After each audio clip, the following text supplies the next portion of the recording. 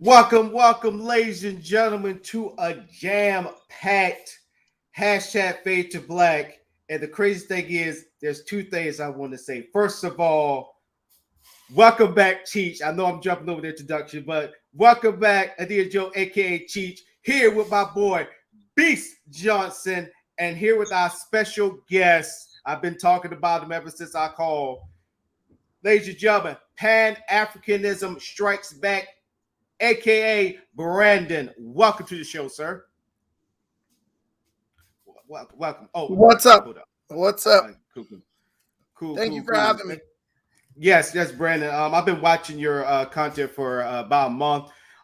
Quick story before we go into the opening statements. I actually been watching your stuff for a month and a half.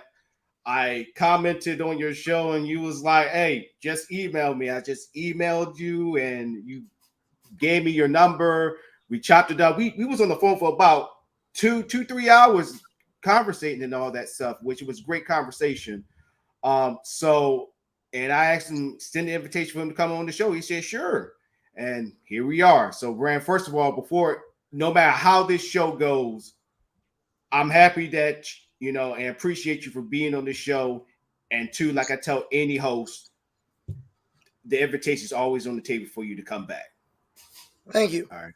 But now I'm going to go talk to Cheech before we go to the opening statements. Cheech, how does it feel to be back, African Queen? Well, first of all, I want to say that's a loaded question. And Africa is my home. I found my place. I found my people after visiting nearly 30 countries in Africa alone. It feels kind of crummy to be back because America has COVID. Africa does not have COVID, and they are free people, and they are living freely, and they are not in a pandemic. They only know COVID because they talk about it on TV. So it's good to be in an atmosphere where you're germ free, and here is pretty germy, and it made me feel like sneezing, scratching, and itching. Well, that's as plain as I can put it. Well, Teach, we know how you put it, and we be like, yep, that's coming from Teach. So now let's go ahead into our opening statements. For our guest of honor, we're gonna have him take the lead. Let me go ahead and find the introductions. Brandon, open up for us.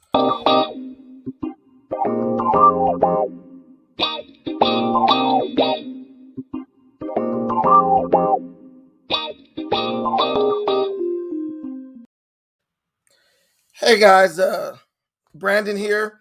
Pan-Africanism strikes back. Joining my brother on his stream to talk to my people about some issues and hopefully arrive at some solutions.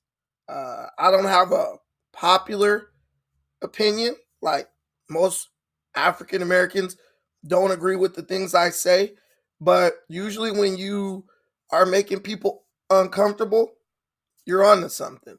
And you always got to be willing to be uncomfortable to make significant change. So that's what I'm here to do. Thank you.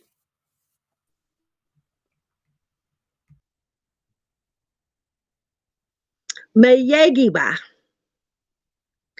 I greet you in the tongue of the Bassa people, the people of my origin, the people of my DNA of Cameroon.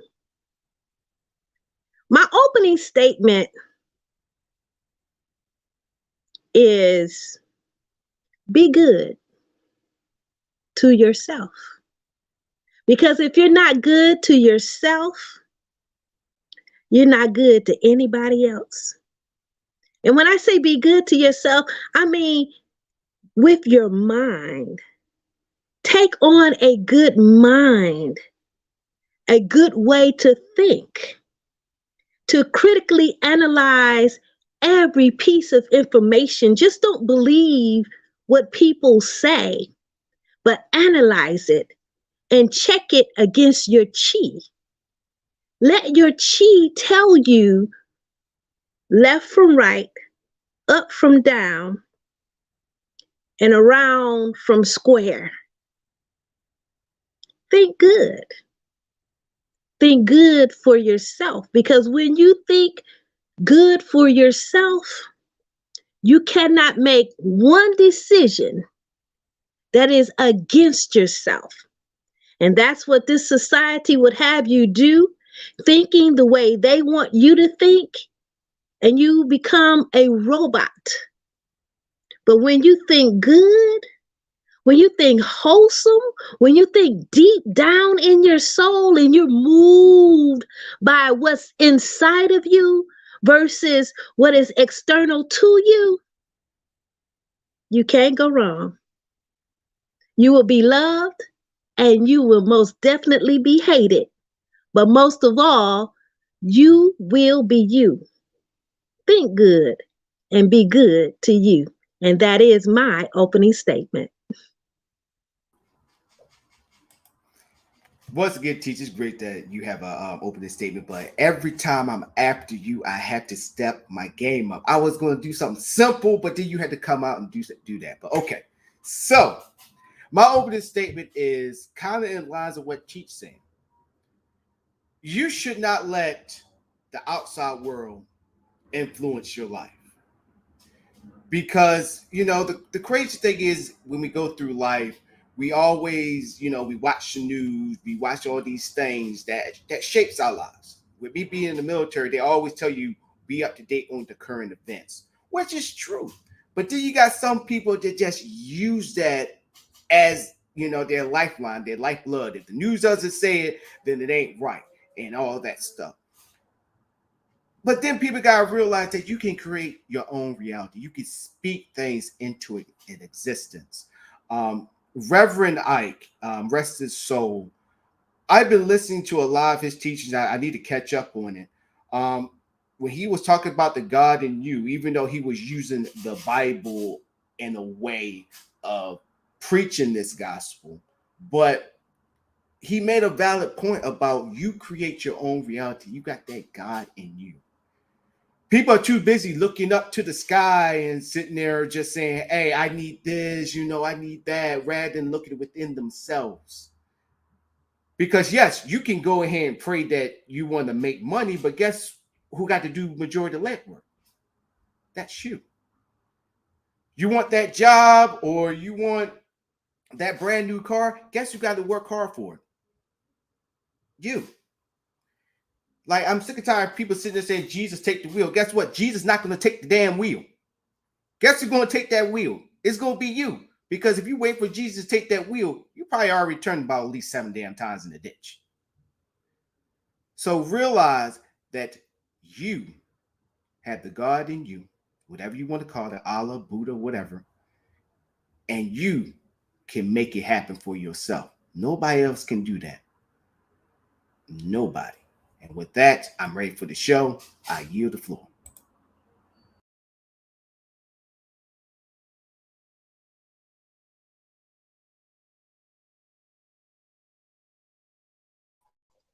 Negative.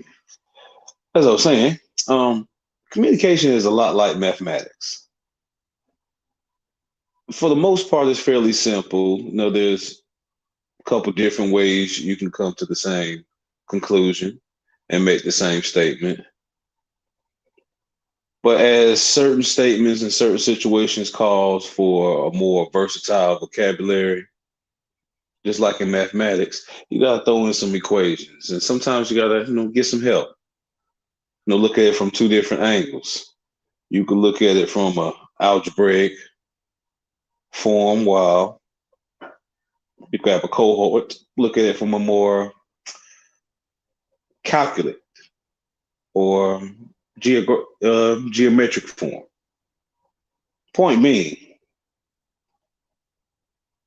when communicating, two people always understand that there will always be a certain level of misinterpretation.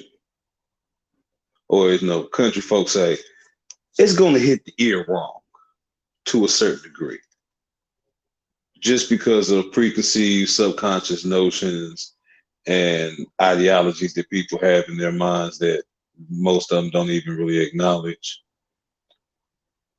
I can say something and Donnell can say the exact same thing, verbatim. But people will be more responded to his form and his wording simply because of his voice. The fact that his voice is a lot more treble and comes off a lot more soothing, whereas mine's a lot more low, monotone, and has that underlying level of either aggression or intimidation. So I've been told. Most people want to take the emotion into account and start feeling some kind of way, but you can't allow that. Because just like some things may hit your ear wrong, it's bound to happen to other people. And it's bound to happen to you when you say things. So always understand that and take that in stride and keep that in mind when conversing and having to communicate with others. Because you can have that information, which is vital to them, not be heeded just because they misinterpreted it by their own idiot-like audibles. When you're trying to help them, but they feel as though because they hit their ear in the wrong way, that you were trying to either be more than helpful, or somewhat sarcastic with ill intent.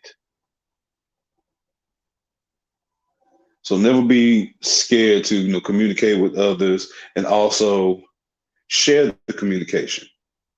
Because once again, if you're more receptive to the tone and vocal arrangements of Donnell versus myself, well, maybe it's easier for you to take information that would normally hurt an individual or cause emotional distress. You'll take it more in stride coming from him versus me. And that's helpful for the situation. So always remember that when communicating with folk, there's multiple ways to get to that point. And sometimes you don't have to be the one that tells the answer. Just be willing to take in all the help and information to help get an answer. And with that, I yield the floor.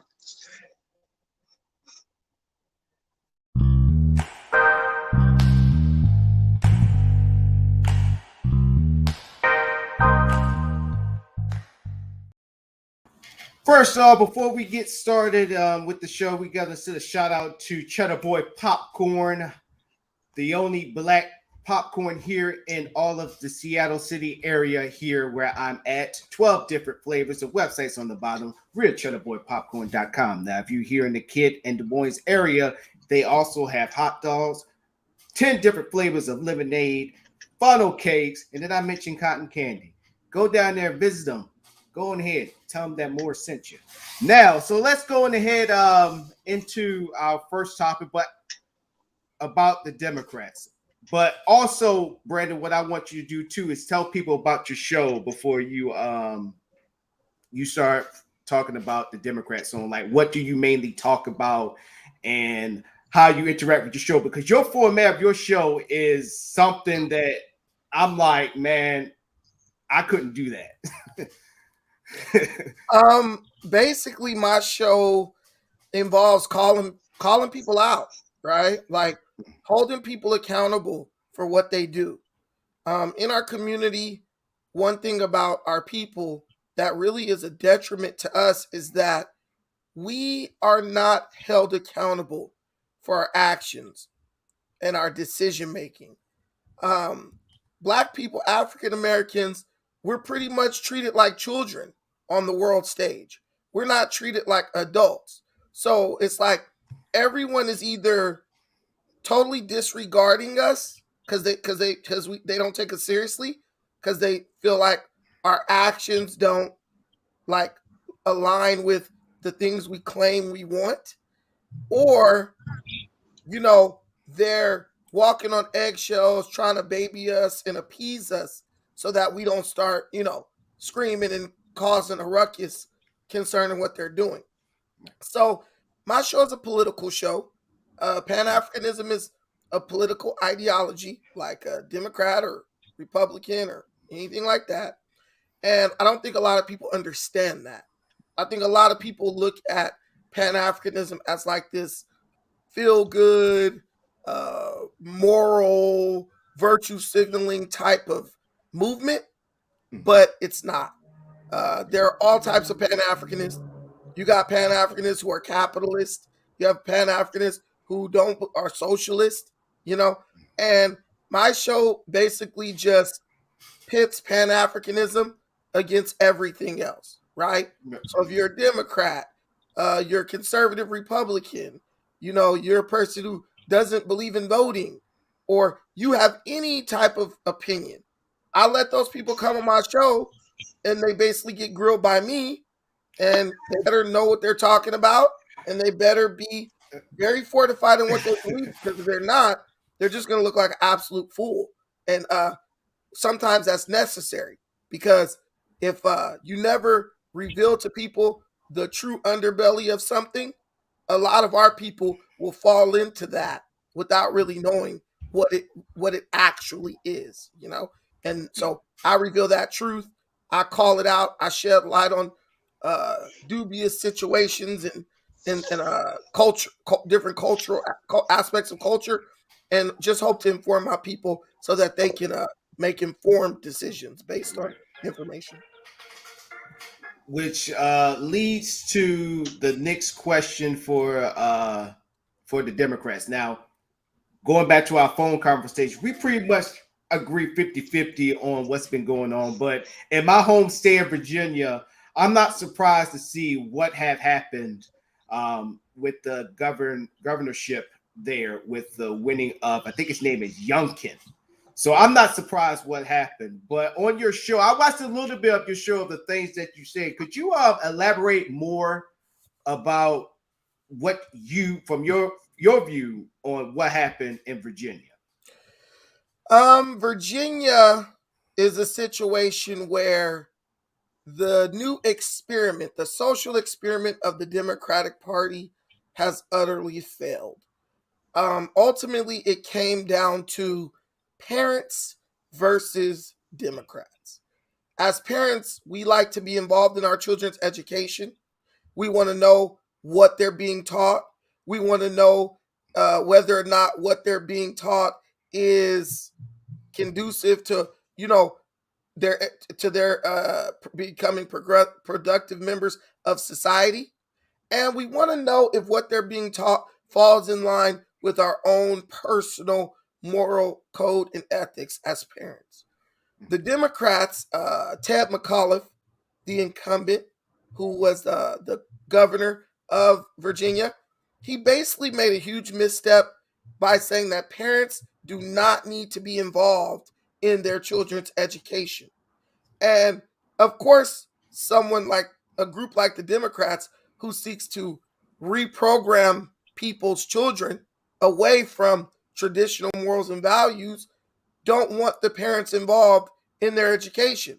And I feel like in Virginia, a lot of people, the traditional groups, supported the Democrats. But when the Democrats made it clear that they were basically trying to remove parents from their children's education, all bets were off. People turned on them, and that's the way it should be. So, America, okay, go ahead. America is made up of different groups of people.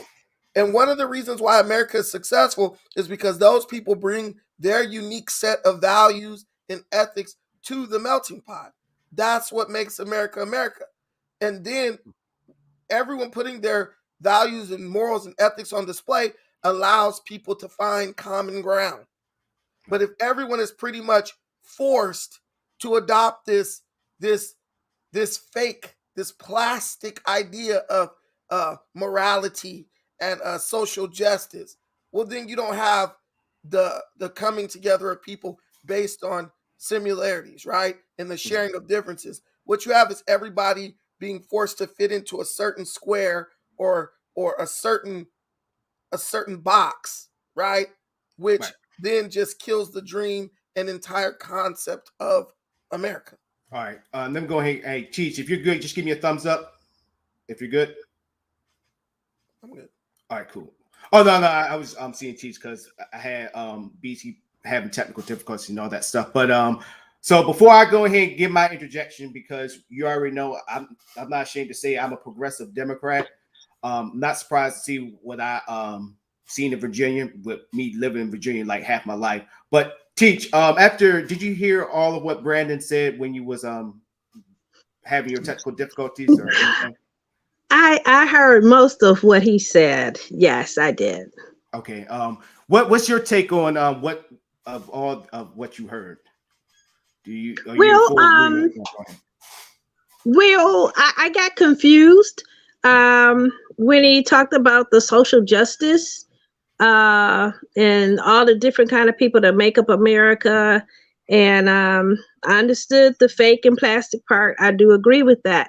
But the functioning of America part, that part, I didn't understand.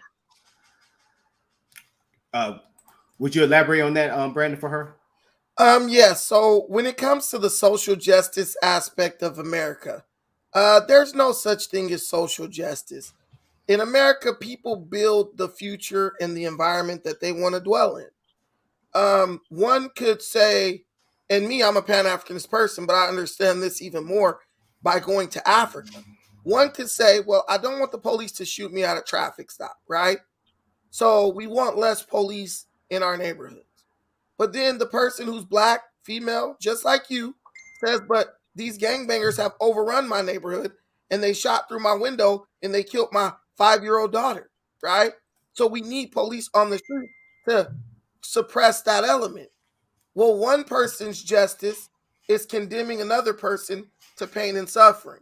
And that becomes injustice, right? So what really this is not social justice. What this really is people who are selfish wanting what they want right now because they want it with no consideration of anyone else, even when that anyone else is people who are members of their own ethnic group or race, right? Because you're not afraid to walk through Beverly Hills by yourself as much as you are afraid to walk through South Central by yourself. And you're black, right? But then you'll say, oh, there's too many cops down here and they're setting people up. And it's like, well, remove them from South Central and it'll be 10 times worse, obviously. And then you can get into the argument, well, they create the situation. Doesn't matter. The reality of it is the reality, whether they created it or not. These are the realities that we're forced to live with. So social justice to me is just fake. It's just virtue signaling. People don't care about that. Most people calling for social justice live in neighborhoods where they don't even interact with like crime or the police or anything like that. But it's a nice talking point and it gets cameras pushed in your face. All right. Teach. Okay. So he did clarify, and I thank you for your clarification. And it seems like you're combining a lot of issues into one under the one umbrella of social justice. And what I have said and what I truly believe is the sense of community. We are far away from claiming our own neighborhoods. I am that middle-aged Black woman that would need the police if time of peril.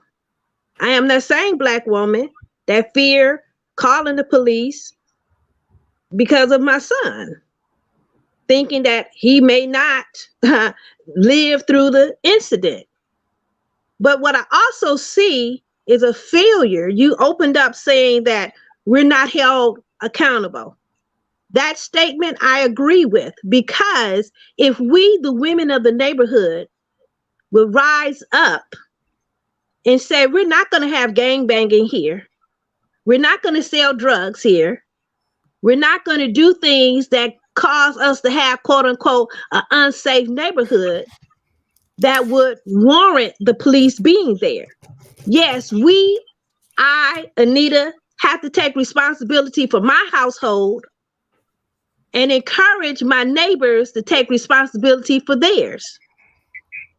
We have to get the young men, especially the ones that's not working, the ones that's misguided, that's misdirected, that don't know how to take all of their male energy and put it into something positive and building the neighborhood.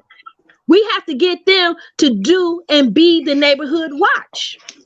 There's jobs in the neighborhood. We don't have to go outside to the suburbs. We can start teenage programs in our own neighborhood, just painting and fixing up these old raggedy houses and planting some grass seed and mowing the lawns and creating a sense of community, a sense of ownership of where you live, whether you own or whether you rent. So yes, you paint a broad brush on social justice, but under the same banner of being responsible as an individual, what do we do? How do we go forward individually, as a family, as a neighborhood? Brandon, got a rebuttal for that? Well, the thing is, at this point, you don't have to. White people are doing it for you. They're taking your neighborhood. They're doing everything you thought you couldn't do there. Not that you thought, but black people said you couldn't do there. We had the neighborhoods for a long time. We let East Indians, Arabs, and everything else come into the neighborhood and take over the economy. Now white people are now trying to take back control of the inner city, and we're getting pushed out. I Are you understand. satisfied with that answer? There's Are no. you satisfied with that? Being satisfied has nothing to do with it. That's the reality that we must live with. But that reality is that sounds like hopelessness to me. Translation: my hands are tied. I can't do nothing. I'm not gonna do nothing about it. I give up. I can't live like that. I cannot accept that. I cannot accept that. On an individual level, you can do something about it. Go get a better job, make more money, stay in the city. I mean, I have a house in the city and I have an apartment right by the beach. That's my individual achievement. Now, when I go talk to people, lead study groups, try to encourage people to embrace their neighborhood, if they don't accept that and make a difference, there's really not much you can do. So the community in America of black people, it's non-existent. Because at the end of the day, whenever you challenge someone to do something that makes them uncomfortable, they retreat back into radical individualism. So when we talk about the neighborhoods and taking responsibility, women not only need to take responsibility of their neighborhood, they need to take responsibility for their bodies, their attractions, their behaviors, who they choose to have children with, because it's real hard to tell your son don't gangbang when his daddy's a gangbanger. And you could have chose someone different, but that was the guy who you think is cute. Or, ooh, I like bad boys. Or, he's really nice to me, but he kills people at nighttime. I have 5 sisters. So I've seen the full gamut of the female condition. I have one sister who says, I hate being associated with ignorance. So she moved away from the hood, never came back. Right now lives in Woodland Hills. She's never going to come back to Long Beach or LA, South Central, right? She chose not to. Then I have the sister who has multiple kids by thugs who aren't around now. They're in jail, whatever. And her kids are kind of headed down that path. And then, I have my other sister, she's a lesbian, things like that. But I've seen the full range. And what I see based on my experience, it's all about choices. So we have to understand that it's pointless to point out the problems, right? When we're not really ready to change the way we make decisions and change our choices. And most black people, because we have this dysfunctional sense of freedom, you can't tell them anything. We think if someone tells us what to do, they're trying to take our freedom away, not understanding that true freedom is bought and earned through discipline and having like a a collective consciousness. And we don't like that because it's too difficult and it asks us to do things that we might not want to do at the moment. So we're kind of in a conundrum. We're in a catch-22 as a race. That's why you go to Africa. I go to Africa. We love it. But guess what there is in Africa? There's a code of conduct in Africa. There's certain stuff you just can't do. No matter how rich or poor you are, you can't do that. And that's why Africa appeals to us. All right, so I'm going to go ahead and interject. Before I interject, Teach, you got anything to say to that? Because I'm going to put my 2 cents into it. Yes.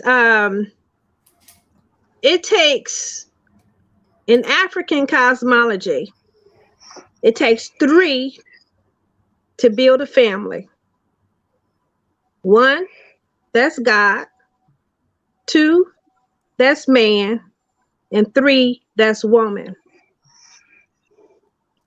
We oftentimes get caught with giving the responsibility of family to the woman. It is true that she carries the child. She caught the seed, she carries the child, and she brings forth the next generation. But it was someone with her. Both men and women must begin to make better choices when it comes to mating.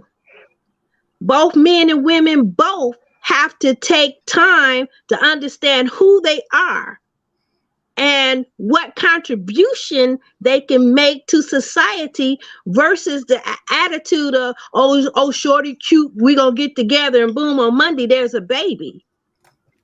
That's not life. That's not living. People have to be conscious and form a mode of self-development.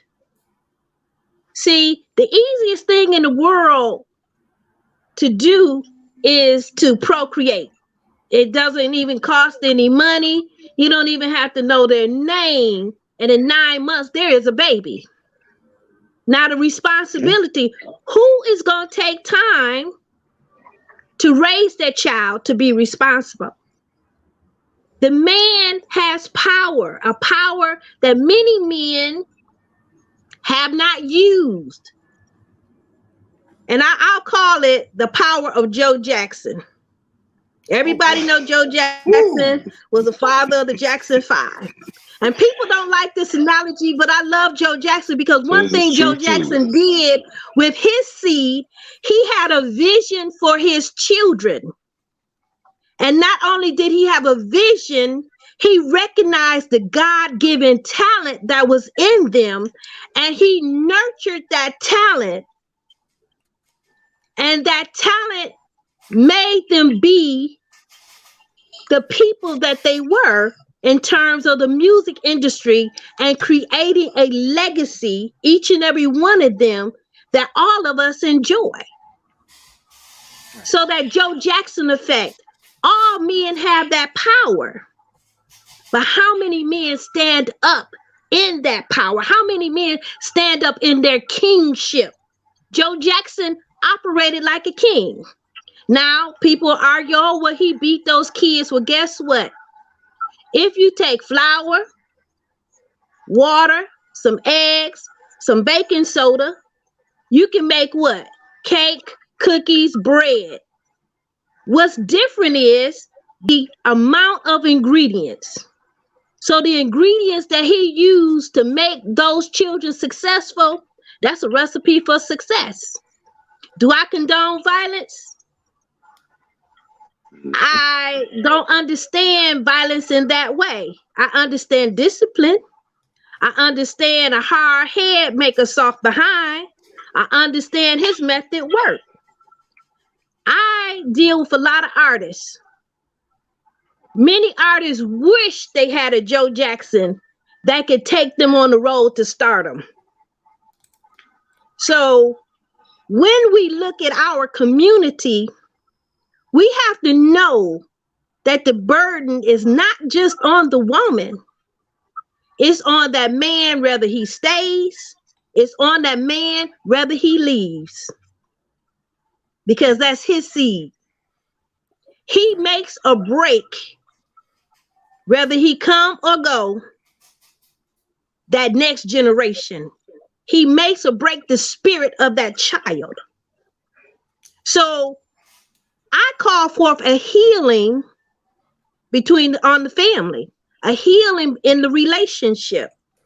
When I look at my granddaughters and my grandsons and the mindset of dating today, I shudder. Because it's no such thing as a relationship. It's just play, get over on who you can get over, get what you can get, and go.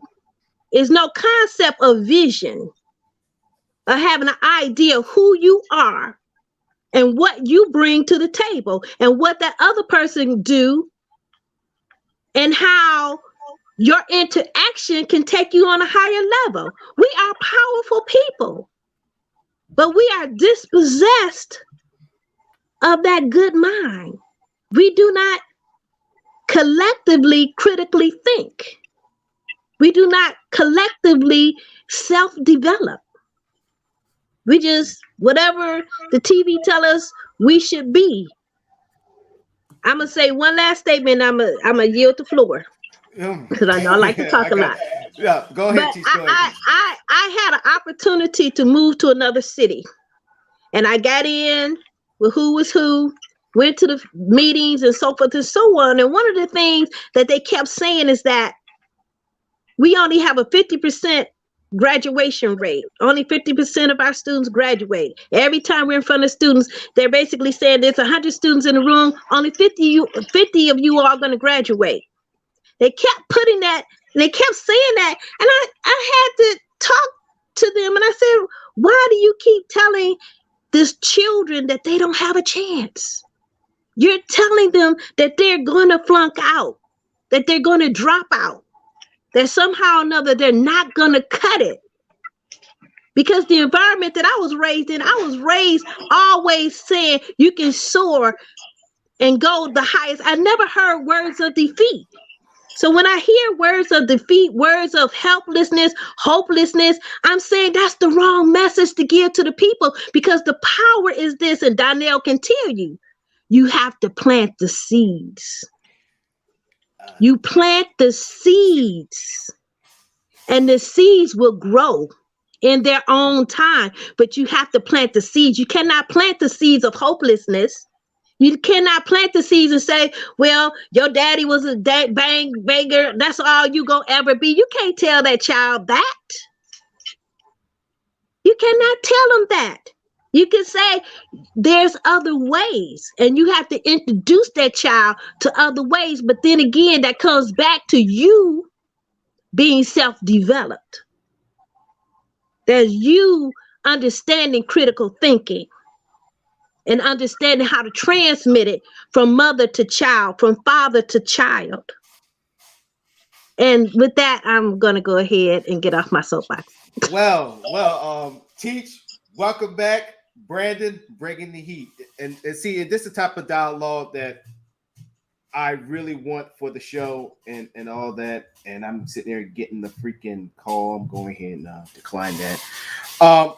So let me go ahead and get on my soapbox, because I said that I am a Democrat, a progressive Democrat. That so I just like it how we went from talking about Democrats to what we're talking about now. I did not see that coming. I did not see that coming at all. So appreciate Brandon for you swerving that way, and Teach you as well. So, but let me go ahead and just say that seeing what happened in my home state of Virginia, I know that was going to happen. I mean, when you have the corporate wing of the Democratic Party that's just sitting there saying, we're going to do this, we're going to do that, we're going to do this and do that. And y'all know y'all probably be a part of groups of where you sitting there, y'all making decisions, but it's that one side that have all the power, that have all the influence, and you just basically like, oh, go ahead, have at it, have fun. And then when it falls on their faces, now all of a sudden it's everybody's fault. That's what happened in Virginia. And I said it on my previous show, and I'm gonna say it right here. And I agree with Brandon. That was a social experiment gone freaking wrong. because when you do not attract to your base that helped you get there or give them tangibles, Virginia is an example of what will happen. Because when you try to attract to another group of people that don't give a damn about you, or just sit there and say, I can't stand you, but you still try to appease them, you're going to lose.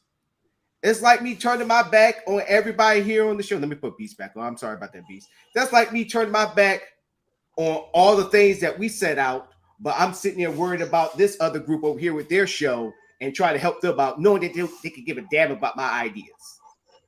Because eventually, when it fall flat on my face and I try to come back on the show, y'all gonna be looking at me like I'm crazy. So I wanted to say that part for me being a fellow Virginian. Not surprised to see that. But go ahead. Let me say this. Black people didn't benefit at all from the election that happened yesterday. Black people did not move an inch on the social meter. Why? 87% of black people voted for Ted McCollum, the Democratic incumbent. So it wasn't black people. It wasn't us waking up from this Democratic dream. They didn't appeal to us, so we went out and voted them down. We're still on that ignorance. We still bought into when Ted McCollum said parents shouldn't have any say so in the education of their kids, we still went to the voting booth and voted for him. We still did. That's the dumbest thing ever. Go ahead. So what is wrong with us mentally to where we could hear someone say, you shouldn't have any say so in the education of your children? When white people heard that, they left. They went to the other side. We heard it and still showed up overwhelmingly, almost 90% for the guy who told us you don't deserve to have a say so in your child's education, while at the same time on this internet every day talking about we need to educate our own children, we need to take part in our children's education. We're literally saying one thing and doing something else, brother, and it don't make no damn sense. So to add on that point, now when I'm about to say it, I'm not for Terry McCollum. But what I believe, that this is just me, ladies and gentlemen, this is just me. What I believe that he meant about parents should not be getting in, because we got a teacher on the show. So, Teach, you can chime in anytime you want to. I think what he was meaning was you had so many of these town halls and city hall meetings about the COVID mandates. They were sitting there saying, I want my kids to go to schools without being vaccinated, without no mask. I don't think that he was primarily meaning education, because you remember what was also on the ballot was CRT, critical race theory, which the candidate that won, Youngkin, I keep forgetting his name, Youngkin, he was running I'm not going to let critical race theory go into schools. It's going to be banned. It's not going to be taught in schools. So, but going back onto the Democratic plantation, as you know, that you was alluding to, I don't think it's a Democrat plantation. I honestly do not. I didn't say plantation, but here's the thing. We say we want to be involved in our kids' education. The man says you shouldn't have any say so in your kids' education. But I don't think he was meaning it for education. But see what you're doing? You're saying, I don't think he would. Every other person in Virginia, other than you, understood what he meant. I understood what he meant. The people of Virginia understood what he meant. That's why they didn't vote for him. But you, the black man, you're going to try to, let me squint. And if I look at it no, brother. I don't think it's more of that, Brandon. You're not being genuine. You're trying to make an excuse for him in your mind. I'm not, like I said, I won't say I'm making an excuse for him. But hold on. Let me get this point. But you said that I'm trying to defend Terry. I'm not defending Terry. I didn't say you're defending. I'm not saying that, but you're rationalizing. But see, you just took it for what it was worth, because when he said I don't want to get, parents should not have any influence on what is being taught in schools. That was basically for CRT. Okay. That was Youngkin's one of his biggest platforms. But that CRT is not going to be taught in schools. But listen, when you say CRT, that's one aspect of education. But when the man says you should have a say-so, then what's next? What comes next? See, we don't understand that everything is progressive. You give them an inch, they take a mile. So once you accept, if I can jump in for a moment, but you said she's a teacher and she's agreeing with me. She's agreeing with me. She's agreeing with me. The teacher. Once you let those people get their feet in the door, stripping you of your rights as a parent, guess what they're gonna do? They're gonna strip you of everything. Happens every day in California. All right, go ahead, Beast. Because I don't feel like it's a matter of folk not knowing. Most of them know, they just don't acknowledge, and that's the main difference. Because the same black folk that probably voted is most likely the same folk that aren't surprised, and the folk that didn't vote aren't surprised. Like when we were talking about it earlier, I wasn't surprised. I was more surprised that Virginia became a blue state, and I knew that shit wasn't gonna last but so long, because that's the politics of it. So there's no real surprise. It was more surprise from them having a black lieutenant governor, but you could also take the woke path and say that they're pulling a Biden and getting someone that appears younger and more viable that's of color to pair with the dude, So yeah, he's good. He got some good ideas, but she's got enough youth in her to execute those ideas. It's that type of parent, I guess you could say. So you could allude that to it as well. But at the end of the day, black folk don't want to a lot of this truth because they don't see a personal benefit or a personal correlation to it. And once they can see that benefit on any level, then they feel connected to it enough to actually want to acknowledge some stuff to make that type of change. All right, which leads to this. What do we need to do to step up to find solutions? So let's go ahead and let's say that we're in the organization, we're in a position of leadership. What is the first thing that we need to do so that we don't keep having this revolving door of same thing over and over again, this Groundhog's Day? What's the first thing that we need to attack first? The first thing I'm going to say is this, and this is the way I would say on my show. Who did you vote for in Virginia? Because that's going to remove all the BS. Actually, I didn't vote in Virginia. I'm actually I'm registered here in Washington. Okay, so you didn't vote. Fine. No. If you have voted, who would you have voted for?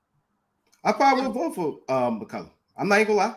Okay, I'm gonna be straight up with that. So now we know where we're at, right? Which is fine. Okay, I'm not from Virginia. I live in California. I know Winsome Sears greatly supports and advocates for HBCUs. She's promised to fight for full funding of HBCUs in Virginia. You talking about the independent that also ran too? We're talking about Winsome, who is the lieutenant governor to Glenn Youngkin, right? That's a big cause that she champions.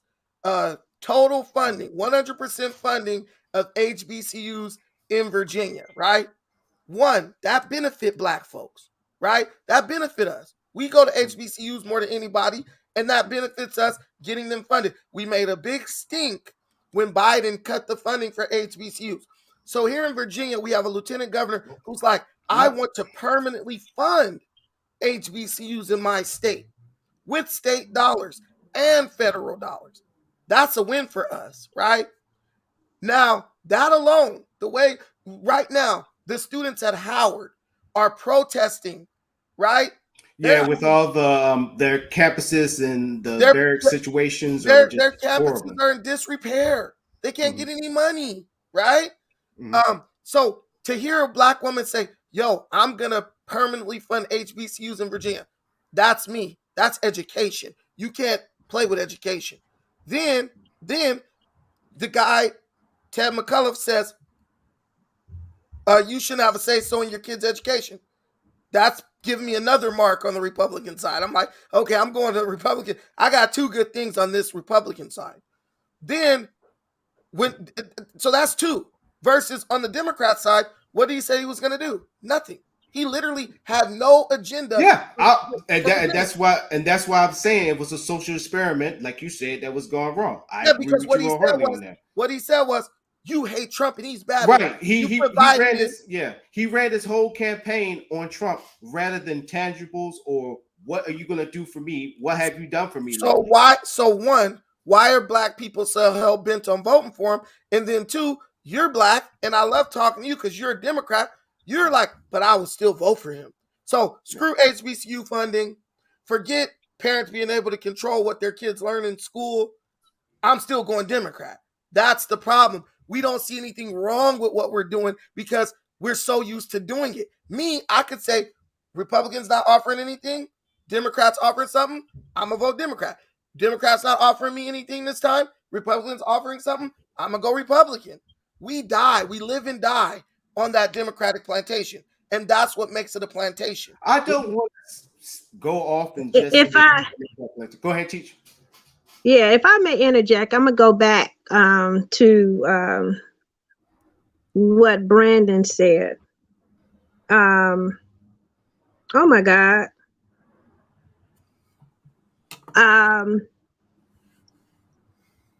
No, not what Brandon said. I'm sorry. I'm having a brain freeze. I'm sorry. Go ahead, but no, you're talking about candidates running and stating that parents have or should not have any say in that child's education. That is a runaway train. That shows us a sense of helplessness, a sense of no power, because they have multiple agendas. That should have been a huge red flag for somebody to say no. Okay? Because, and you heard me talk before, how they're trying to change the wording in the state of Texas, state of Arkansas, and some other states, striking the word slave and slavery from the textbooks and replacing it with the word intern. Do you know how psychologically damaging that is for every race that reads that part of history? To make anyone think black, white, Asian, or any other race that America recruited for interns to work the cotton fields. Do you know how psychologically damaging that is? And we're fighting right now with the state of Texas that went ahead and already put it in its textbooks. That generation of students are going to come to my classroom and not understand that blacks were slaves and think that they were interns that came to America to learn how to work for free. No, you cannot allow a system to tell you what it will and will not teach in the classroom. The parents as the first teacher. But if that parent is not empowered within themselves, if that parent is not empowered within the family, they will allow their children to go out and be subject to anything. This whole issue of sex education. It used to be a point in time when they first introduced sex education that the parents had to give permission for the child to get sex education. I came up when sex education was introduced and they taught girls about their periods and they taught boys about sperm and night dreams or wet dreams. But now sex education is it's okay to be gay. Do you feel a little queer? They teaching this in kindergarten, when they first come into school. I, as a parent, I don't feel it's your place to teach my child whether they should participate in a sexual act that will bring forth procreation, or a sexual act where you just spitting on the vagina and putting boo-boo on the penis.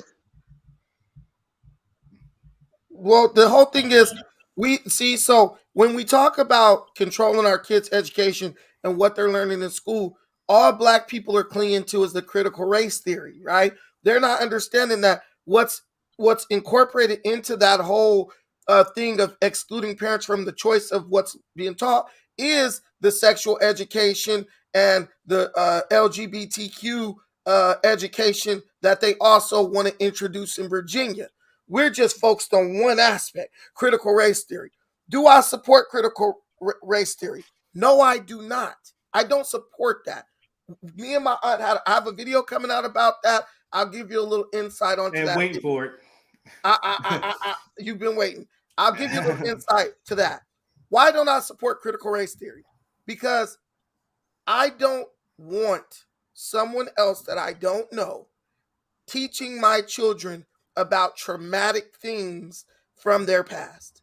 If I cared enough about slavery to where I want my children to learn about it, I would teach them. Just like it is my responsibility to teach my children about sex. These teachers are not qualified to teach our children about our history concerning slavery.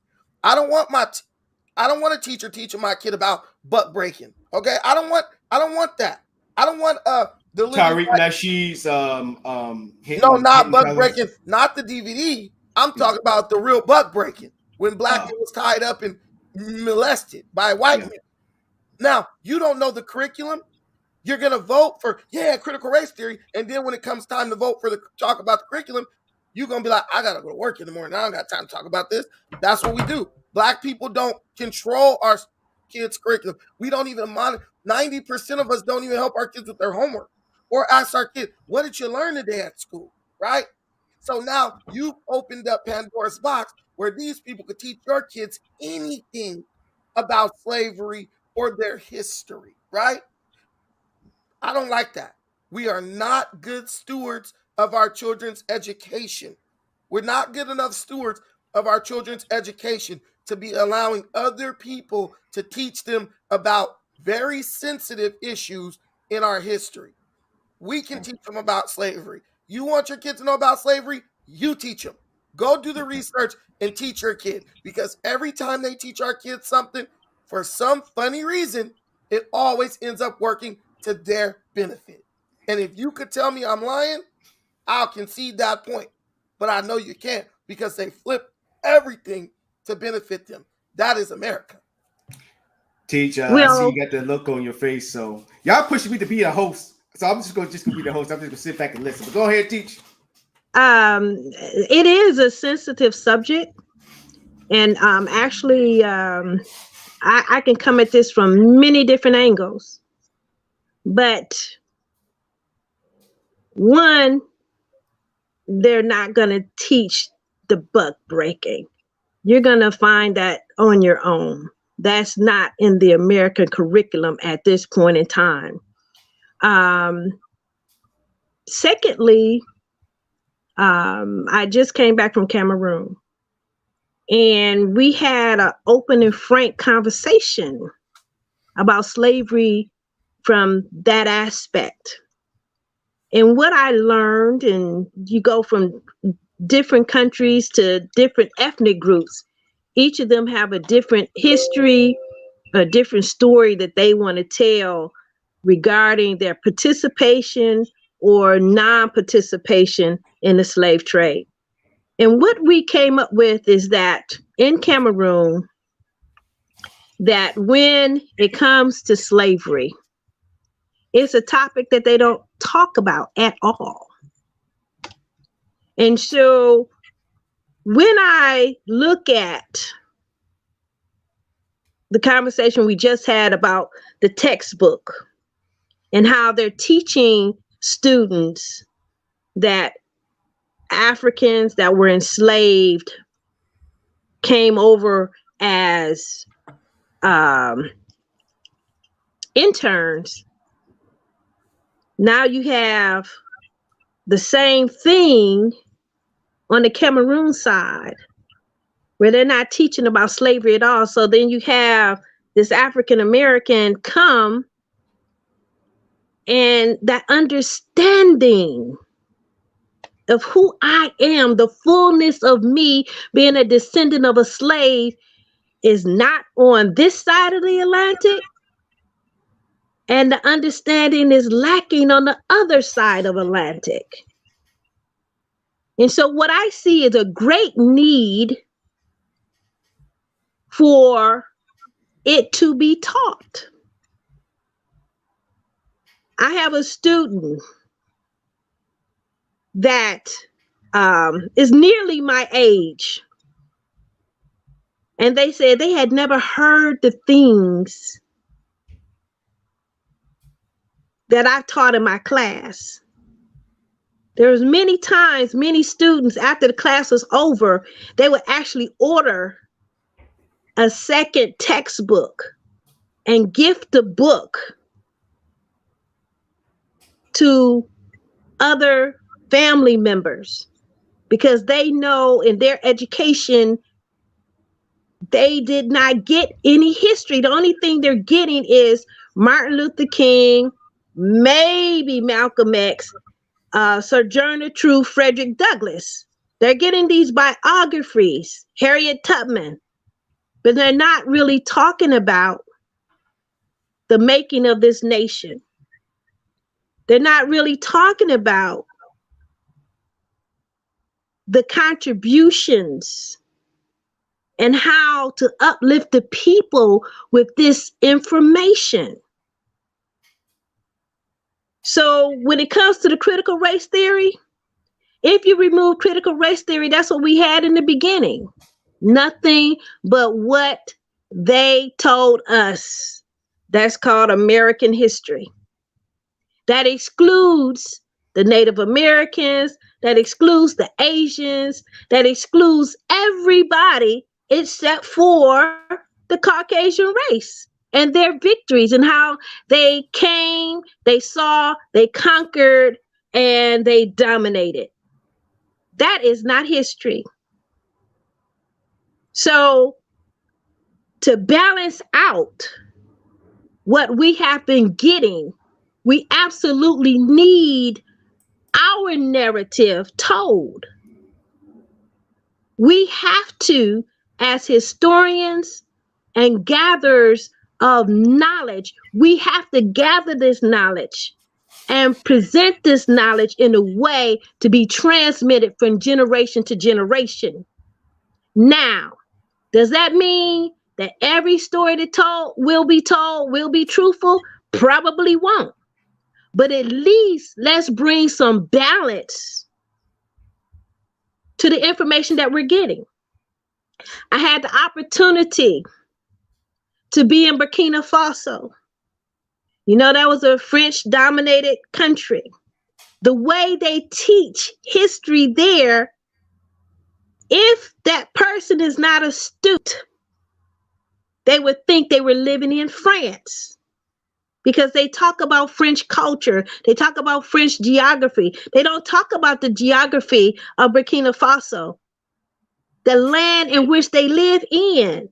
So they give these students a false sense of who they are and where they are.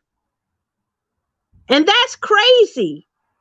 You're in a land and all they tell you is about another land, and you think you in that land. And that's a whole continent away, or at least several thousand miles away.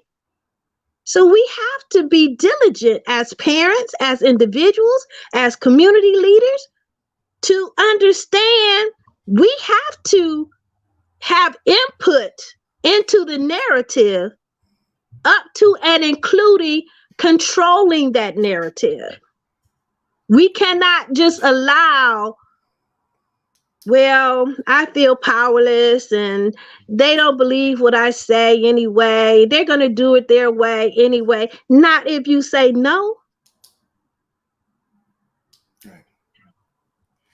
Let me Yeah, go ahead, Brandon. let me say this. Okay, so look, critical race theory, all that stuff, right? I understand the concept of the interns and stuff because that goes along with internment, kind of like what Jews experienced in Germany, right? Here's the thing. These people never teach our history correctly. One, they barely can teach what they're currently teaching. All around the United States, black kids are dropping out of school at a ridiculous rate. And a large part of that is due to lack of adequate teaching, right? Teachers who know how to engage them, educationally in a way that makes them want to go to school and go learn, right? So, what we're going to do is take a bunch of teachers who really, when it comes to our children, fail miserably. Let's give them one more thing to teach. See what I'm saying? You're going to add more to the pile when they can't even teach what they got. Why don't these people say, you know what? We need to use this critical race theory funds and put it into STEM and getting our kids in science, technology, engineering, mathematics, right? We can do more there, create more programs with that. This critical race theory thing is it's pandering. Black people love operating from the victim mindset. So what they're going to do is they're going to make a nice little comfortable space for us and shove us right there. And while they're teaching us about how much we were victimized and all that, all the other races are going to be excelling. You don't allow people to give trauma to your children. If I watch a slave movie with my daughter, I'm going to watch that movie with my daughter. So I can make sure that I'm there to clarify and give context to certain things that she might not understand. The teacher said here, professor said, well, they're not going to teach buck breaking. Well, now I say, well, why not? You want to teach reality, slavery, but you don't want to teach slavery, right? You want to try to sugarcoat it. And what I know about children, because I'm a therapist myself, children have a certain admiration and respect for people who teach them. 9 times out of 10, your kid will believe something their teacher says before they believe something you say. Professor, am I wrong or am I right? You're right in that aspect. You look, so because you're sending your student, your teacher there, your kid there, saying, look, son, daughter, this person is better able to teach you about math than me. And that might be true. Or science than I am. And that might be true. Now, when you go to the critical race theory, well, this person is better able to teach you about who you are than I am. Now, you're going to have conflict in your own home when your kid comes home with the watered down version of what happened. And you're like, well, son, daughter, that's not true. Because this, nah, dad, the teacher said this. You're going to get pissed off. It's just going to create another issue. Parents going to be calling there, you teaching this about slavery? You don't know about slavery, right? And we're going to be the people who gave them the keys to do it. We always do that. We always do that. We gave hip hop to white people. Then when Eminem came along and became the greatest rapper ever, we got mad. We gave them we gave them the Negro League baseball. But then when they started bringing in all types of Dominicans and everything else and passing over blacks, we got upset. We always do this. We give our enemy the keys to teach our children. And then when they miseducate them, we say, oh, shame on you. Nah, you're a black man. You're a black woman. There's no way you should be willing to relinquish another teaching opportunity where you can teach your children.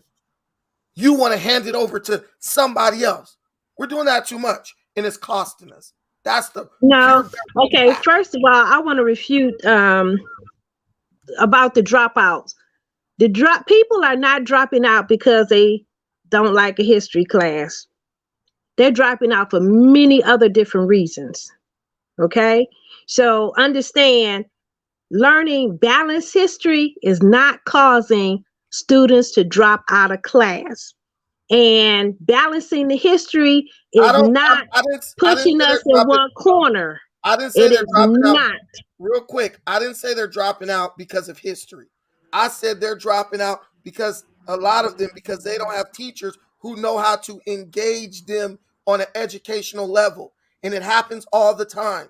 When you have people teach you who don't understand you, they're quick to just dismiss you. They're quick to say, well, go to the principal's office. You're suspended. And guess what? Because it happened to me. Okay? My teacher told my mom that, oh, he doesn't want to learn and this and that. Turns out I was a very apt pupil.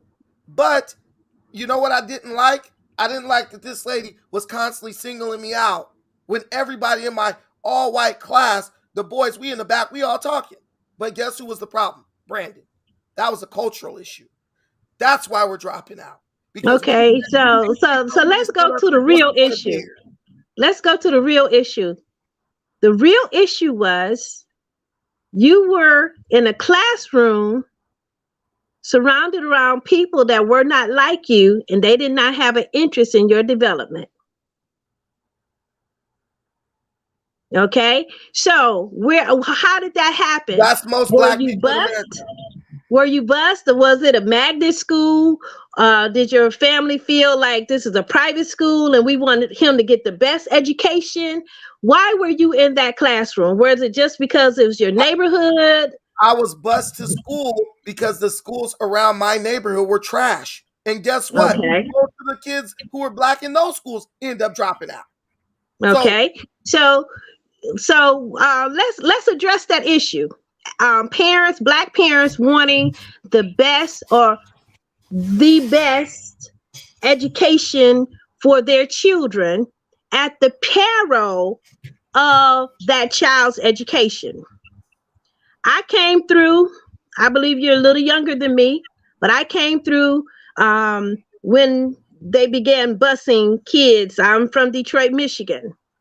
And I went from, we actually integrated a white neighborhood. And so I was the only little black girl in the classroom, just like you was a little black boy in your white classroom. But one thing that I learned in my experience coming from the all black school to the all white school is that the all black teachers at that time were dedicated to our education. I learned more in the black schools than I learned at the white schools. Earlier, you talked about the HBCUs.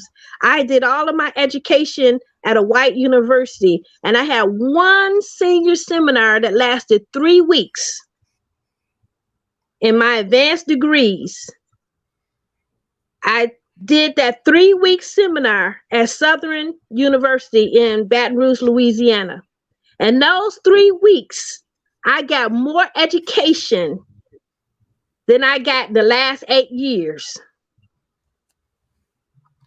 I'm a proponent of HBCUs because Black people get it. Black educators get it. They're dedicated to making sure that you get the best education possible.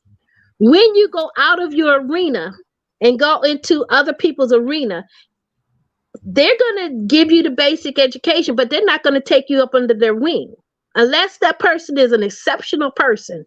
Okay? So part of the problem is African American families don't understand the trauma that they're causing their little black child when they go in these all white school settings. They think it's a good thing. And it may look good. It might be a bragging point to your friends and families and neighbors. But the bottom line is, will little Hakeem thrive in this environment? And that's will what he learn? Will he be competitive? And that's what I meant when I said we are not good stewards of our children's education. So why would we then relinquish more of the ability we have to educate our kids to someone else? This is what I'm saying. We love doing They're stuff. They're gonna go and sit in somebody's classroom anyway. I I rather my child go and get a balanced education versus a lopsided education. Yes, but your kids don't need to go get your kids. There's no way a teacher in school teaching your kid about slavery is going to benefit them, white or black. There's no way at all. Okay, let me ask Donnell. Donnell, you were in my classroom. Yes, I was. So you answer this question from a student's perspective. How did you benefit from learning African American history in your adult life? A lot. No Okay, lie. be very specific. So what I mean is, when I was in freaking high school, it had a curriculum, and the teacher, she barely was even there. So understanding history from how you was teaching it when I was in the college, in community college, with the classes you taught, because even after class, me and you had conversations about what you taught, and I'm like, damn, I didn't even know that. And things that you told me then, if anybody been watching the show, been rocking with us the long way, I always said this.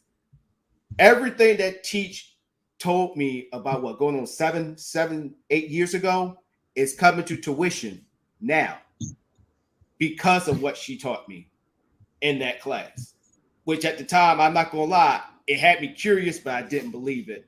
But then it started to show year after year after year and after year.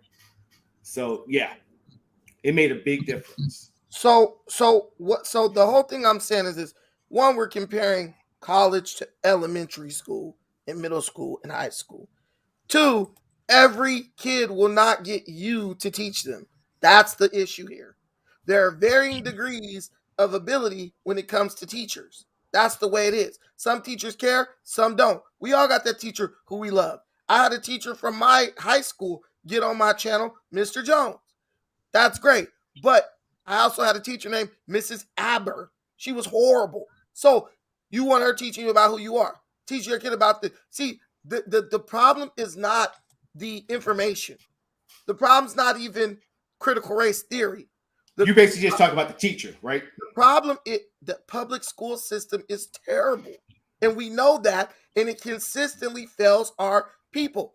Who has the highest dropout rates in America among the foundational groups? We do, right? Who has the lowest test scores? We do.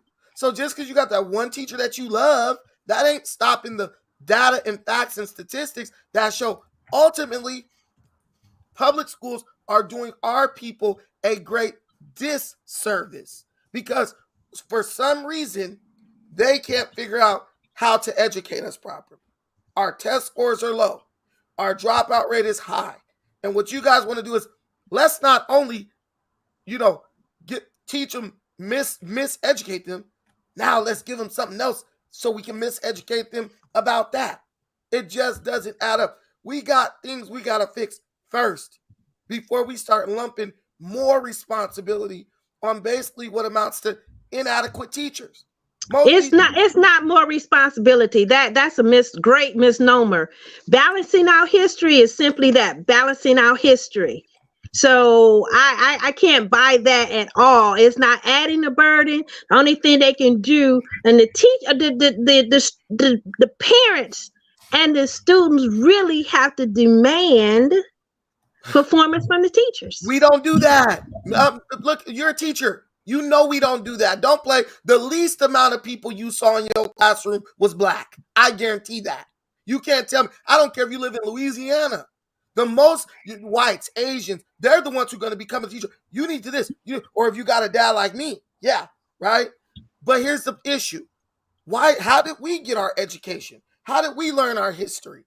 If we didn't have critical race theory, but we got it, didn't we? We got it because we wanted it. And the desire to want education and to learn your history starts at home. Because guess why? You could talk about critical race theory all you want. But if there's no parent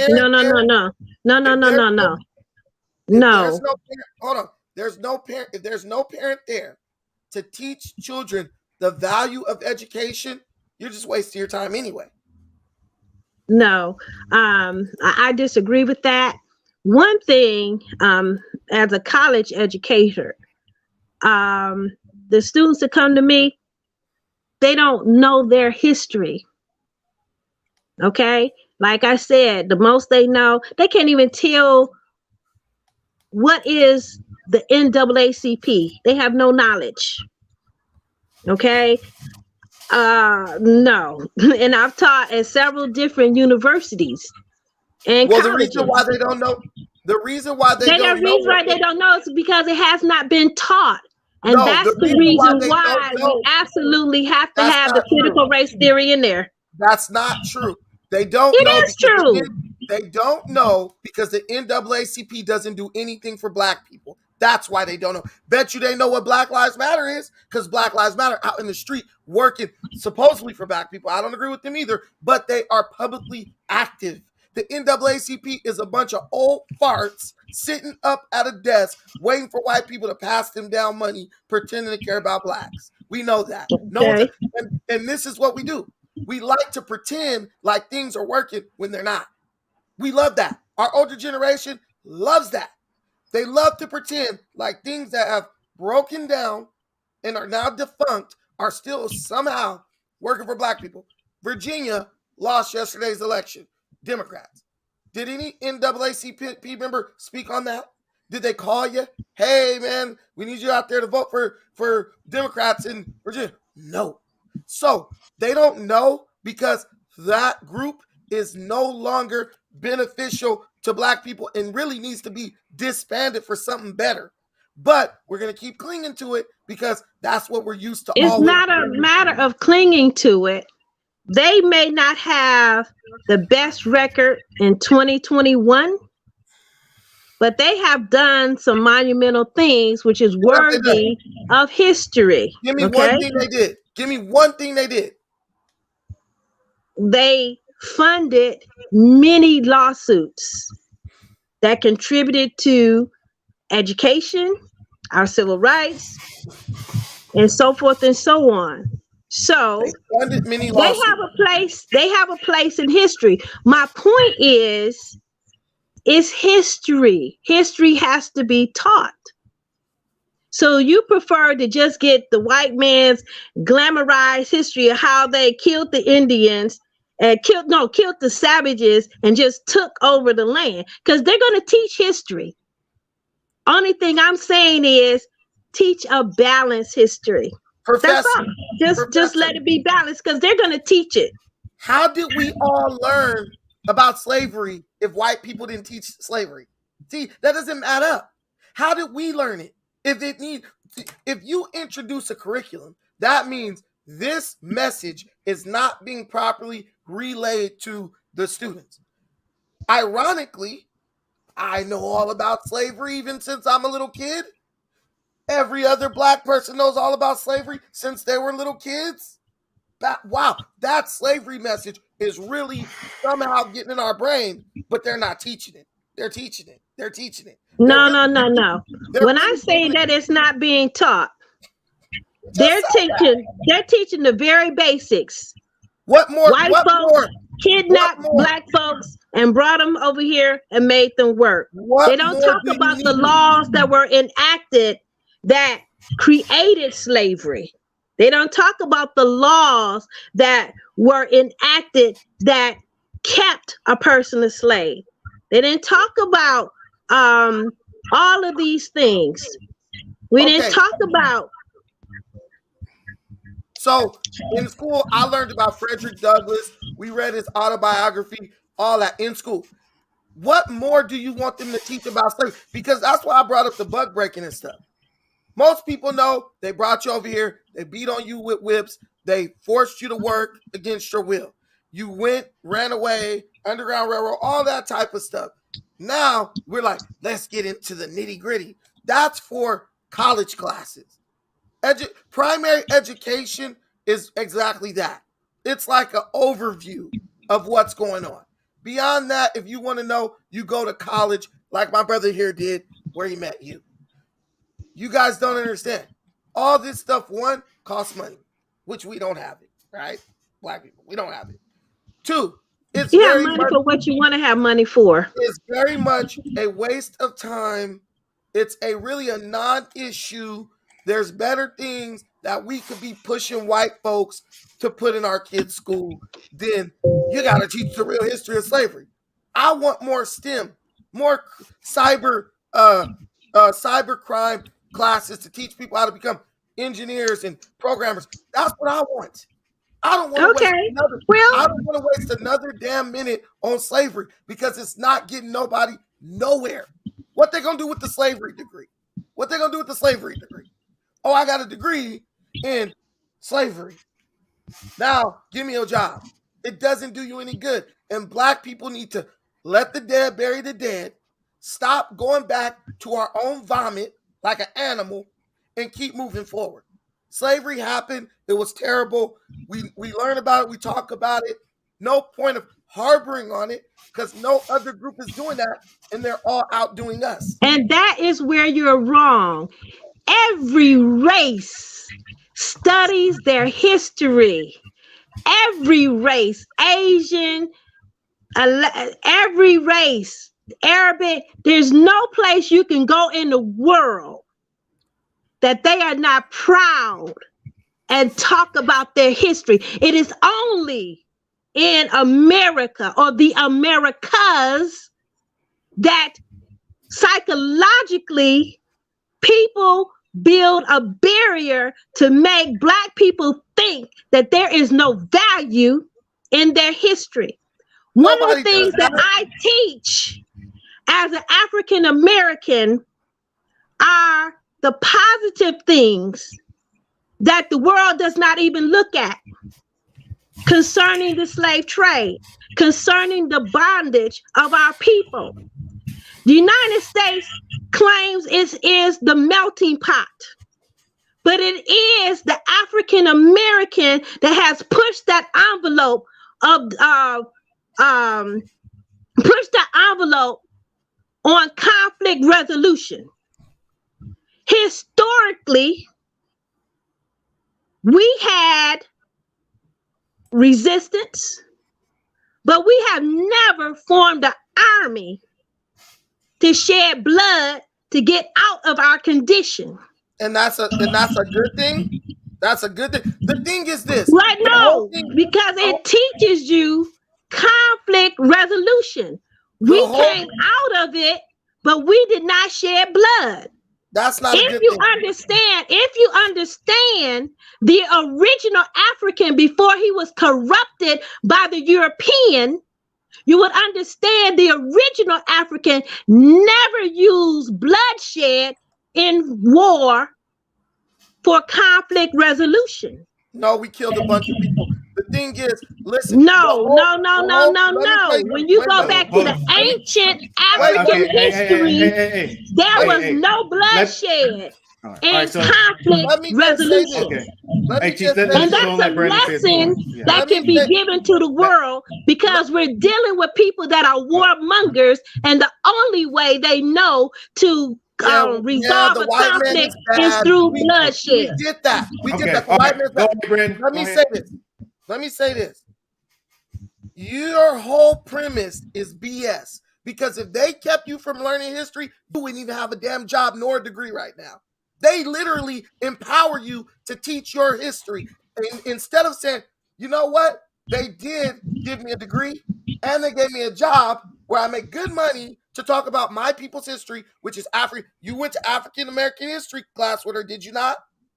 Yes, I went to class. Yeah. Okay. But what you don't know, the people that paved the way in the 60s and 70s, the forefathers, they paved the way to get the African history study departments throughout the United States of America. Because before then, they didn't have those classes. There was a group of people in the 60s and 70s that did the sit-ins and did the shut-ins and agitated to get that history class on in the department. It's because those people made it happen. Had they not made it happen, I would be just like you. All right. Hold up. Everybody back to your quarters. Bad enough, Brandon and Teach breaking the smoke, and I'm y'all just put me back to a corner, me being the host. But go ahead, Brandon. Go ahead and finish off what you were saying. What school did you go to when you took her class? I went to Hopkinsville Community College. Okay, is that a predominantly black school? No. Okay, so a white school gave her a job to teach you about African history. I'm not talking about the 60s. I'm not talking about who fought and agitated for the classes. I'm saying they've literally empowered you to teach your history and demand a pretty nice chunk of change for it. But all we can do is complain, oh, they need to let us teach black history. You literally were in her class. That's not a complaint. I'm not done. Let fish. The point is, nothing will ever be good enough for victim-minded people. It's always going to be about what they're not letting you do. So even if they let you do it, you're still going to be saying, but you're not letting us do it every single second of every day.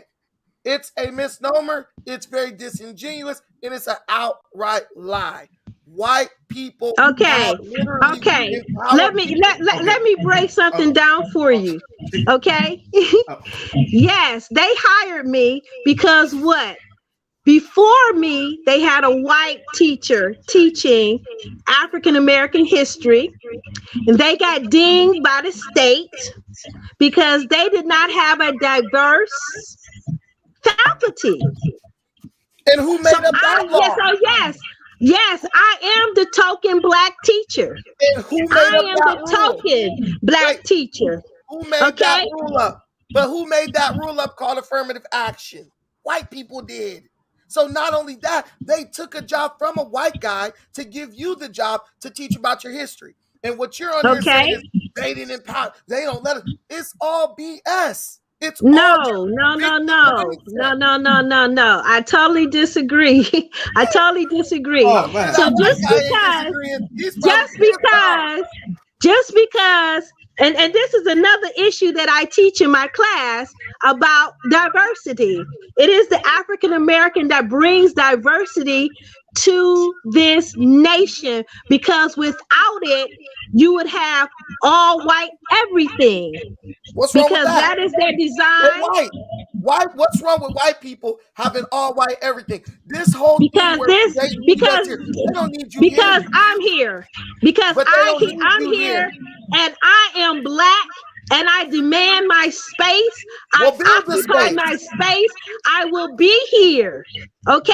And if they have to learn diversity because it's not in their DNA, then it's my role to teach them diversity. It's my role to help them understand what diversity is. You can't help them. They don't know everything. They know what it is. And God gives us knowledge to share with all of the world, not just black people. Okay? My message is for all people. My message is for all people. These people have empowered you with their systems and their institutions. And basically what you're saying is the institutions are broken, but instead of building my own institution, I'm going to keep getting this check. You've been getting a check for a while now. You probably could have built a small institution. You guys get paid well. We don't do that. We want to keep telling them how to run their stuff, which I'm glad Virginia went the way it did, because I proved one thing. The race card is dying. And when it's dead, we'll be good. When that older generation is gone, we're going to be better off, because we don't got nobody to drive. What do you propose? What do you propose? Build your own. Forget about forcing them to teach critical race theory.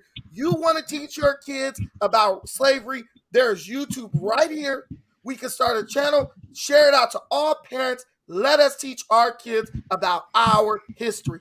Most of these kids pretty soon going to be online learning anyway. We proved during COVID that online learning is a very effective tool, and it can teach kids, thousands of kids at once, right?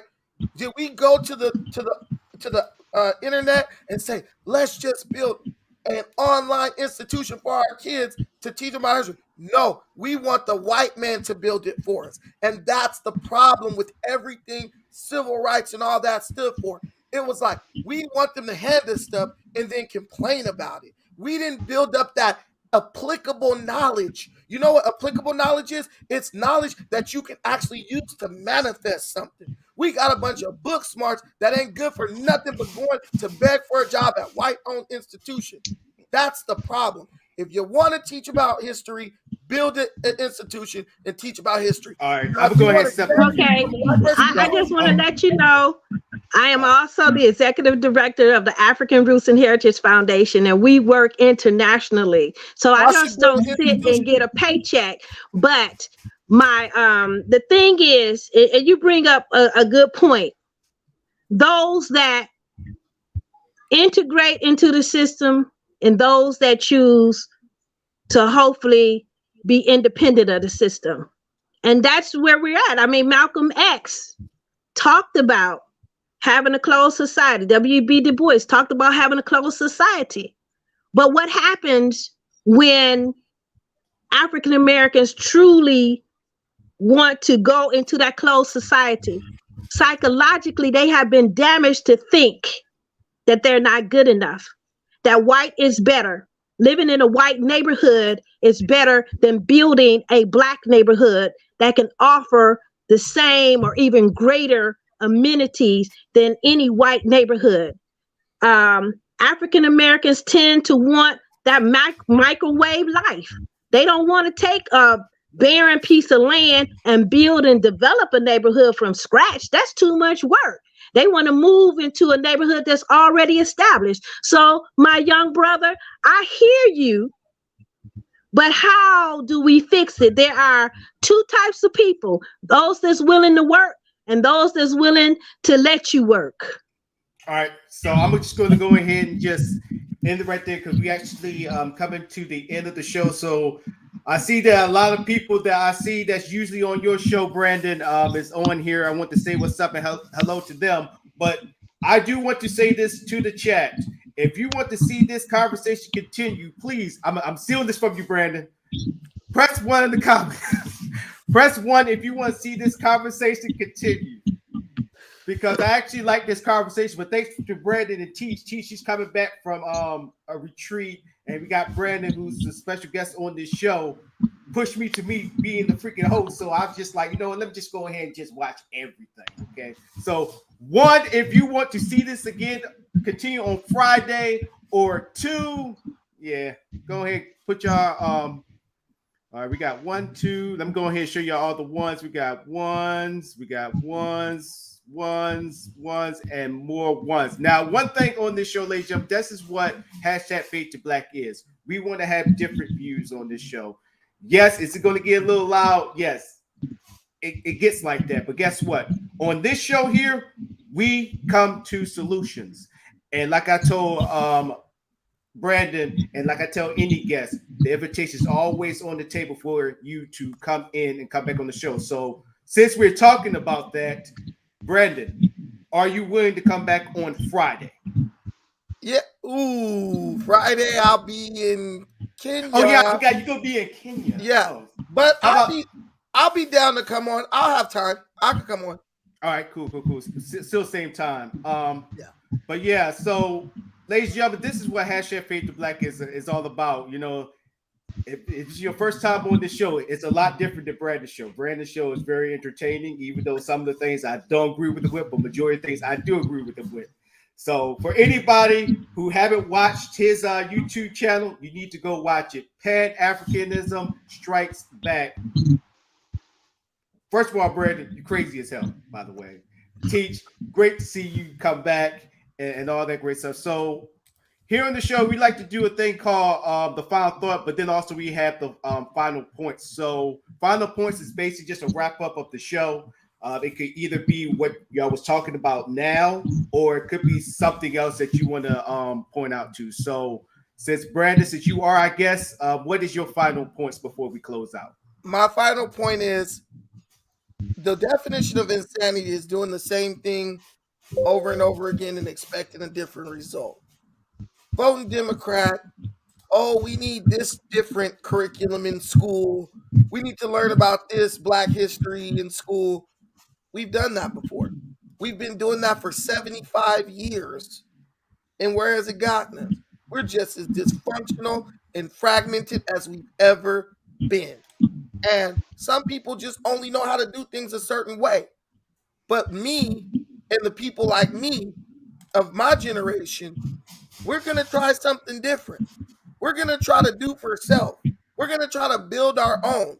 We're going to try to manifest the reality that we want, right? Reality is nothing but a dream that came true. The guy who wanted to fly made an airplane. That was a dream. Then he made it a reality, right? The guy who wanted to do the first open heart surgery, that was a dream. Then he made it a reality. And then he became a Republican. Then he became a Republican. That's right. He better have. But yeah, he wanted to do something with his life. But the point is, reality is just dreams that came true, guys, and we can do it. But we can't do it trying to do it with someone else doing all the heavy lifting. We have to lift ourselves up. We got to go and put in our own work to get what we want. Because every time we leave it up to them to do it, it never turns out the way we want it. My mom used to say, if you want something done right, do it yourself. That's exactly what we need to be doing it ourselves. Thank you guys for having me. Mm-hmm. Teach, any final points? Yes.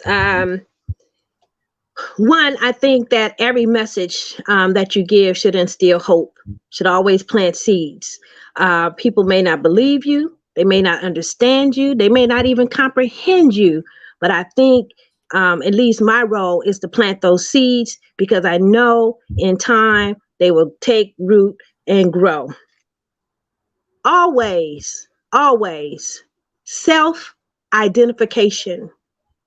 Who are you and what are you about?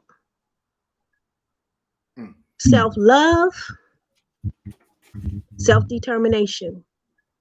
When you ascribe these things to you and your character, they set as a guide as to how you make decisions and how you allow your power to leave your hands or stay in your hands. I'm a definite proponent of self-identification, self-love, self-determination. With these things, you can do anything you set your mind and your heart to. I think so many times that we get caught up in being lazy. We get caught up in being hopeless. Your mama couldn't accomplish it, so you can't accomplish either. Your grandfather couldn't accomplish it, so you can't accomplish it either. You cannot live your life based upon someone else's failures or inaction to take action.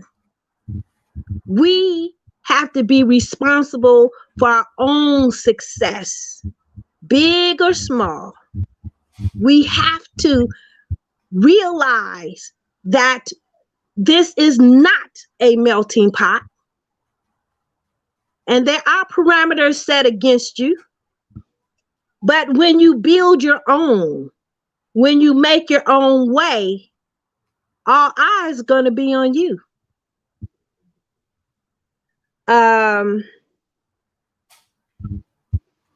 Another thing, money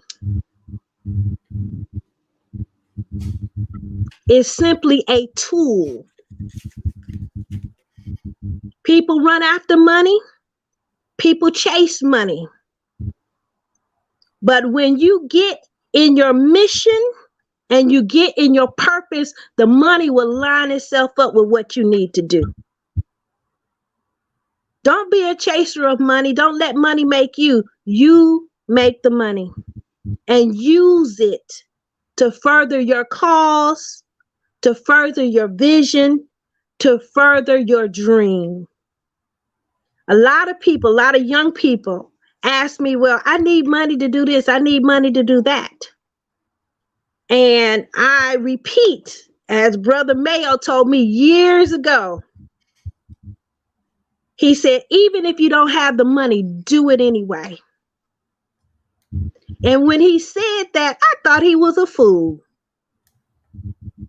But I had a mission and I had a purpose. I work in that mission, I work in that purpose, and the money just seemed to find itself. So understand, money is a tool to accomplish. It's a currency to use in this world to exchange things for what you want. But want something. You got to want something. When you want something, the money will come. And with that, ladies and gentlemen, I yield the floor. And I guess it's my turn. Now I got to follow up, teach again. And this time I got to follow up Brandon again. Good grief. My work as a host. Speaking of a host, this is me the whole entire time hearing them talk. All my notes right here. But see, I like dialogues like this. This is what we should be doing. We should be having people. This is what Black media should look like, ladies and gentlemen. Not somebody who is talking on the mic and you can't see their face, or somebody raising money for a museum that they were supposed to put it in the area and not happening. Brandon, wink, wink. I've watched the show. This is Black media right here. Teach, maybe somebody y'all never even heard of, or this your first time seeing Brandon and never hearing about his show. This is where they come to meet, and this is where we talk about the solutions.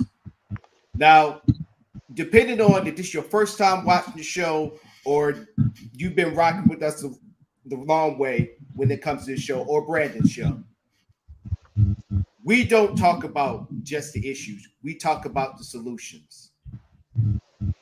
There is not a one-way street to a solution. There are many ways. Like I always say on this show, if I'm taking Morris Avenue and Brandon taking Joyce Lane, it all leads to Walmart. Just because we use different ways to get to Walmart, guess what? The final destination is Walmart. I see you when I see you. And so I cannot wait, and I'm happy that Brandon and both Teach agreed. And sorry for Beach Johnson, who is also our third panelist, but he would have been the fourth. He was having technical difficulties with his phone. He's going to be back on Friday for the show.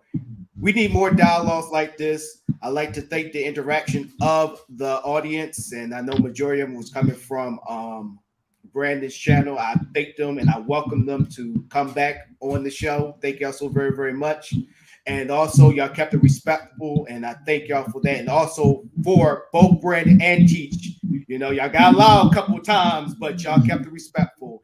And I appreciate that from the both of you and all that stuff. So once again, Teach, great to see you back on the show. Brandon, thank you for being on the show.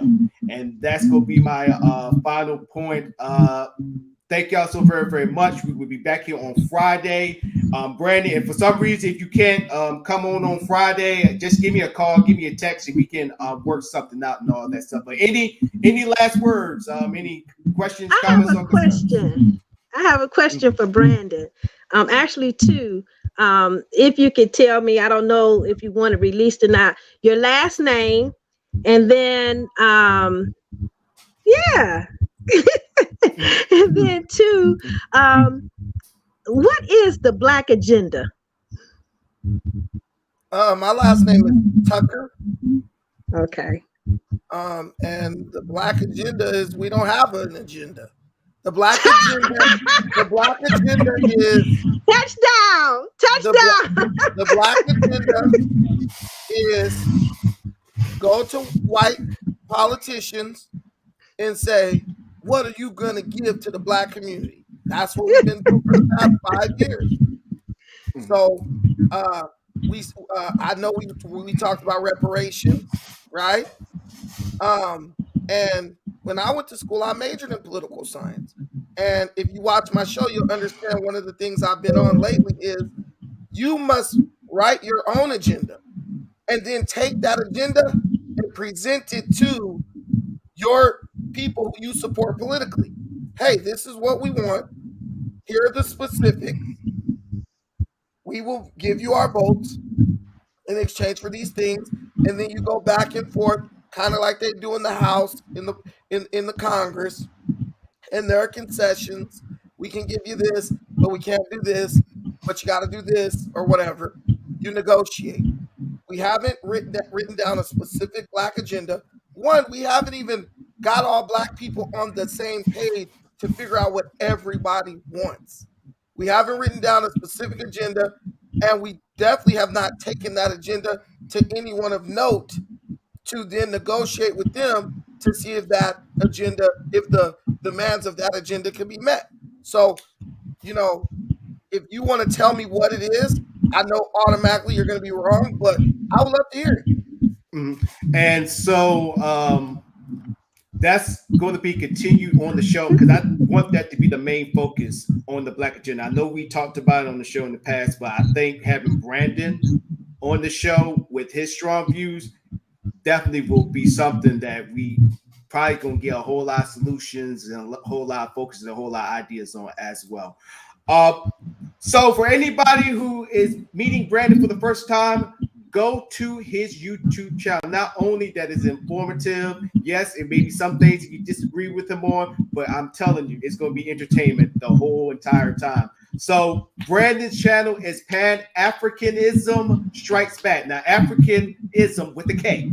Okay, so Pan-Afrikanism Strikes Back. Check his show out. I think he's going to be doing the show tomorrow, correct? Tomorrow, yeah. He's going to be doing the show tomorrow, so go ahead and check him out. And then us, hashtag Faith to Black. You can follow us on our Facebook page at hashtag Faith to Black, as well as subscribe to our YouTube channel.